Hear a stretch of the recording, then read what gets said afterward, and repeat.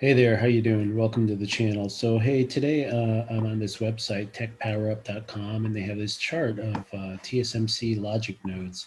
And so just going to take a minute here to kind of talk about Moore's law and how this affects things. So, so Moore's law is this law that was, it's sort of more like a statement than really a law. It's not a hard scientific fact, but comes way back in the, I don't know, 70s, 80s or whatever from this guy, Andrew Moore, I believe it was. He's a big wig at Intel and heavy duty guy in the, semiconductor industry. And in the theory of Moore's law, the idea was that, hey, the number of transistors in a given space will double every 2 years, and over time that has slowed, and in more recently it's slowing even a lot more. And so what happens is, so trying to put this in perspective, so what do I mean? A semiconductor is basically electronics. So we don't need to go anything about that, but it's electronics, and basically they're integrated circuits, and so they're um, deeply, just billions of millions of transistors just, piled onto a little tiny piece of a chip, the size of a pinhead. And this is what runs all the modern day electronics, everything. Like your phone is stuffed full of chips and boards with tons of chips on them. And these chips have this hundreds of millions of transistors. It's hugely complex, millions of lines of code. It's very complex. And so, if you look at how phones have changed over the last 10 years, what you'll notice is that the functionality that's been added into the phones, and in addition, this larger screen size, all that relates to semiconductors. And there's a couple, there's different versions of them and different things. But for example, the functionality relates to something like this. So this is WikiChip Fuse, and they're talking about the logic node for TSMC. So TSMC is one of the Taiwan Semiconductor Manufacturing Corporation. Is like one of the leading companies in manufacturing semiconductors, and they're called a foundry. So basically, what's very interesting is like all your big guys like Apple, AMD, Nvidia, and all these big tech companies that are so great. Well, who's making their chips? Like a lot of these companies, they don't own fabs. Who owns the fab? These guys, TSMC. So it's interesting to look at their nodes. So basically what's happening here is you might have like a node over here, N16, and this might be like a 16 nanometer, and a nanometer is, 10 to the minus 9 meters. So it's a very small dimension. But all that's important here is to notice that as the process geometry, and here we're looking from 2015 and they're planning out to 2022, which is next year, you look, what's happening is these different nodes are basically going down in dimension. And it used to be that this would be a 16 nanometer measurement of a particular part of the gate, and it doesn't necessarily mean that anymore. But each one of these generations dropping down is an increase in the number of transistors you can fit on a given area. The transistor size is shrinking, and then also the power is shrinking. So all this stuff, as you watch this generation of processes go down, um, what's happening is that's directly correlates to the functionality in your chips going up. So the functionality of the reason the phones have increased in functionality is because the process has dropped. If you compare a chip out here in a modern N5 process to this, I mean, it literally, in the same cost, same type, same size, it can have 2 or 4 times the amount of functionality on the same size die for the same cost, but even have better performance, better power performance, and things like that. So this is an important kind of indicator to where technology goes. Okay. And this is the N16. I've been doing this a long time. I work in the semiconductor industry designing, and I mean, some of the first chips were over like 100 nanometer. So this is 16, 100 is, whatever, 5 times, 10 times the size, 7 times the size, or whatever. And I remember like it was a big deal to get the 90 nanometer, then 45 nanometer, and then 25, and then finally, into this N16, and then we're still going. but there's a couple things to note is that each of these generations, they're not getting as much gains. Like here you're talking about, oh, we have a 20% performance or 40% power drop, or 10% performance, lower 15% lower power. And then what's happening is the area isn't increasing that, decreasing that much. So it used to be, for example, if you had way out here in the earlier days, you had a 90 nanometer process and you went to a 45, you'd really get, like, you literally could stuff twice as much functionality on that chip. Nowadays, that's not the case. Nowadays, you are getting some better, better power and stuff like that, but you're not getting these big jumps. And then what you can see now is, like, currently in the latest time frame, here we are in 2020, and there's the most recent stuff is in this N5 area. And what you'll see is that, okay, the next one is this N3. Now this N5P is some kind of interim step. Basically what they'll do is they'll take a process and then they'll make incremental improvements on it without actually changing the overall dimensions. So they'll just improve it. And then here, this N3 is actually an improvement. They're shrinking it a little more. But if you look here, you're getting very little, compared to N5 to N16 or N5 to N10, right, in this pink. Like if you look there, you got much larger because as this goes down, basically the size is going down and the power is going down. So you got a big jump from N10 to N5, you got a big jump, and now N5 to N3, you got a very little jump. So what is really lost on people, and what people don't seem to understand, is how this has driven, like, the technology from like really the 70s. Like transistors were developed, like the first ones came out in the 60s. And, it's interesting, the space program actually had like semiconductors on it and stuff like that. And they're very, very expensive. And, of course we could afford that for the space program. But people don't understand this. Now, of course, this is just the technical detail. And it's like, I work in this technical detail, so I'm familiar with it. But the thing is, this is really like, you've like probably lived your whole life under this paradigm.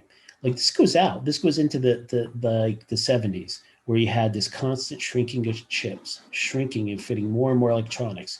And what you have to understand, what that did is that changed things. It changed things to the point where you could, back in the 70s, you couldn't even conceive of like some of the functions that you have now. You couldn't conceive of a graphics processor. You couldn't conceive of chips having 16 cores on them. You couldn't conceive of it because it was like, it would just take too much silicon space. And now here we are, multi-core, very fast GPUs. We got artificial, network, artificial intelligence, like accelerator type chips, all this stuff.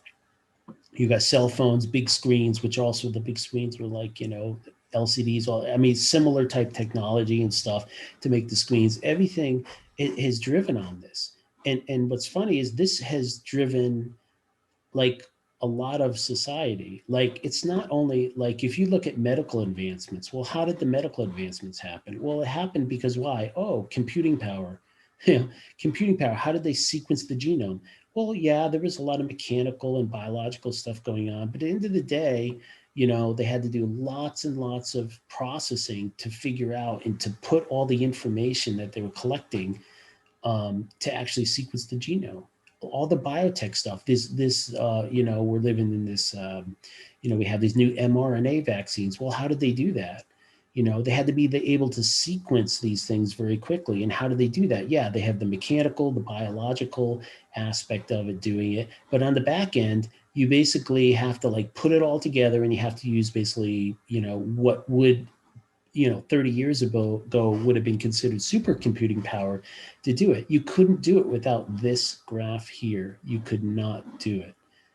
You could not have done it. So you couldn't have done that. Whatever you consider happening in financial markets as innovation, that couldn't happen either without this. Like, and literally, the funny thing is like, okay, well, yeah, but we use fiber optics, we use radio. Yeah, radio and fiber optics. But the thing is, it's all driven by, after you get through the optical, which, you have like a pin diode, drive it out. And then on the receive side, you have the whatever, the other detector diode. But then on the back end, what did this drive? This drove, oh, now we have very high speed A to Ds, and now we can do complete digital signal processing on the receiver, which allow us to recover a signal over 10 kilometers of fiber, and to be able to do it quickly. And all that stuff was like, impossible before you got to this point. And here's the key thing, as I said here, N10 to N5, look how far it drops down. It's sort of to scale, dropping down, like that's the improvement you're getting, because you're shrinking. The dimensions from N10 to N5 are shrinking. You're shrinking, you're cutting them in half. But now you go to N5 to N3, look, you're not shrinking them as much, right? And then, like, I don't have it in the chart, but trust me, back here, going from 90 to 45 or these other dimensions, they wouldn't even put stuff in between because they're like, oh, we're going to cut it in half, and they could do it. Right now, we're getting down to the scale of atoms, and so it's getting very difficult to shrink this. I don't know, but there will not be an N1. Okay, there will not be a 1 nanometer process. Maybe there will be, but it'll probably be more marketing than an actual 1 nanometer, because it's not possible, because you're getting into the dimensions of atoms, and we don't have anything else. For all the talk of all this other stuff out there, carbon nanotubes and all this other stuff, we don't have anything. We have nothing to replace this. And so what that means, and once again, when I'm saying what that means, is that this train that we've been on from like the 70s on, I was born in the late 60s, mid 60s, my whole life, been on this train. And this train is it's not like it falls off a cliff and ends or whatever. It's just going to flatten out. So basically the phone that you have, and we already feel this right now, right? You already feel this. In other words, the phones that we have now, do you rush out and buy a new phone? No, you don't.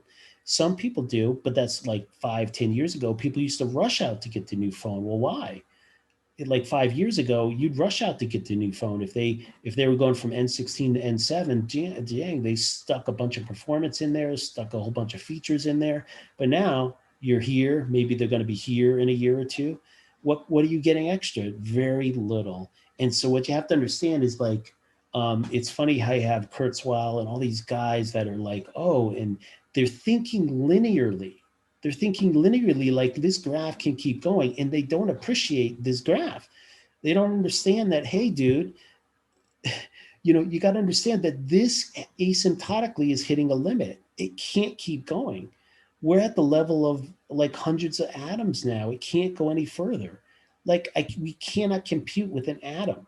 Like we have this quantum computing and stuff like that, but that's like another mess, but that will never replace this in any reasonable time. Maybe in 100 years they'll have something, but right now there's nothing here. So what does this mean? And first of all, and you already see it. You already see it. You already know, like your phone's, like the new phone doesn't give you that much more than the old phone. So you'll upgrade, sure, but you're not going to rush out to upgrade. You'll upgrade when your phone gets kind of old and slow, or maybe the screen breaks and you're like, okay, well, I'll go get another phone. But you're not going to rush out to get it because there's no more extra features in there, or very little. And that's what's happening, the overall semiconductor. And this, I'm telling you, is driving overall technology as a whole. And it's driving it across everything. So it's not only semiconductors. It's semiconductors, all the software, all the social media, internet, biotechnology, business, finance. It drives all of that. The way you work in finance now versus you did 10 or 20 years ago is totally different. The way even you farmed 10, 20 years ago is different than it is now. And all that is kind of driven by this. And so this chart is getting to a point where it's going to stagnate. And I don't know, I can't tell you where it's going to stagnate, but there's going to be a point where it's just going to flatten out. And it's not going to go any lower, and there'll be no additional benefits. Now, what I'll tell you is that they will improve it. They will keep improving it a little bit, right? On power, they'll keep improving it. They'll make it a little more efficient. And then as a chip designer guy myself, yeah, we're going to keep working and iterating on this stuff, and we'll give you better power for sure. But you're not going to get much more in the way of features. You're not. And so what's really happening is, if you look and if you read like Dent, his Bubble Boom book. I know he has a bunch of other books, but he's really one with all the demographics, and it goes back like 200 years studying the dynamics of like when the railroads first came out and this that and um, this kind of cycle has happened before, and these cycles have lasted this long before, but this is a pretty long cycle. And what you're going to get is you're going to get this stagnation. So right now we're in this cerveza that we're trying to get through. Its economy is in the crapper, and then we have this happening too. This stagnation in the underlying technology for all technology for the entire economy is built on this. I mean, think about it. Like, you know, I mean, how many companies are relying on people buying new phones or new electronic gadgets or whatever? How many companies are relying on people using their social networks, using their websites and all that stuff? And what's at the back of those? What's at the back of those websites? Is Amazon Web Services. You're looking at compute power, and then you're looking at facial recognition, all this other stuff, which is now using graphics cards in the data center or specialized processors. I mean, this underlies the whole thing. So the point of this whole episode was to just try to point out this is Moore's law, and Moore's law is coming to an end, and it's going to be very interesting. So all I'm saying is that, if you're thinking that technology is going to like double, it's going to solve all our problems. Like in 10 years, we're going to be so advanced. Because if you look 10 years ago and look at things and compare it to how it is now, and you say, well, in 10 years, it's going to be this advanced. I'm saying no. I'm saying not. I mean, 10 years will probably be where we're at right now, technology-wise. The phones won't be that much better. There won't be that much better power, et cetera. There may be, some room in the battery area. Batteries will improve, whatever. But the overall function of your electronics and everything that uses it isn't going to be much better, And this has incredible consequences for the economy of economies, because underneath it, there's billions of dollars being spent on this stuff. I mean, my livelihood, I got to get going here. I got to get to retirement pretty soon because, I mean, if I'm looking at it now, well, I'm going to keep working for a decade. Well, what am I going to be at? N.5? N.1? No. And just to be clear, that's what that means. N3 means it's a 3 nanometer process. N5, 5 nanometer. In marketing terms, 10. N10, 10 nanometer. So that the dimensions of a particular part of the transistor are going from 10 nanometers. For each one of the billion transistors is going from 10 nanometer to 5. And each one of the little transistors is going from 5 to 3. Well, it's not going to go to 1.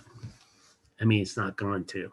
So that means we're stuck here. And, the question is, well, if we're not going to sell that much more, how much more are we going to develop? So that's just kind of where things at. So something to kind of keep in mind. It's not the end of the world. It's just going to be different. It's just, this is something for the layperson that, when you hear these predictions of how things are going to be, technology is going to advance, and that technology, and you hear this thing like technology is advancing at an exponential rate. Well, no, it's not. It's not.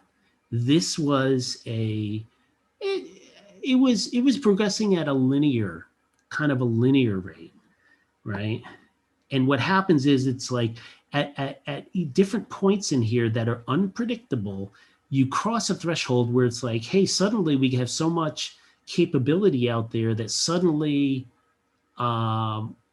we're able to increase the speeds of all these connections in the internets, that all of a sudden it's worthwhile to stream stuff and don't download stuff.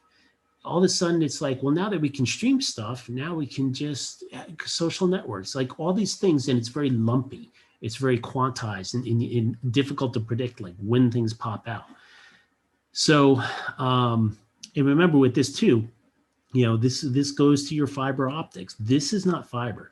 The dimensions of the laser picks, like the photonic ICs, are well, I'm not sure. They're not advancing anything near this. But the point is, it's all about like, You stick something in a fiber, it runs 10 kilometers, and you have those Urbio domed amplifiers and all that like really fancy stuff.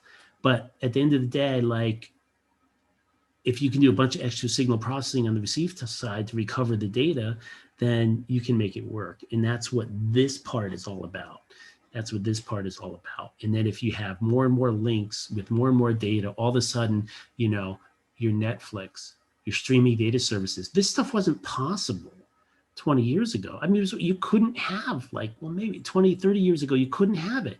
You had to have cable because you had to have that broadband connection. You couldn't stream it. You just couldn't. Like I remember the days of dial-up modem where you're like, oh, I want to look at a picture.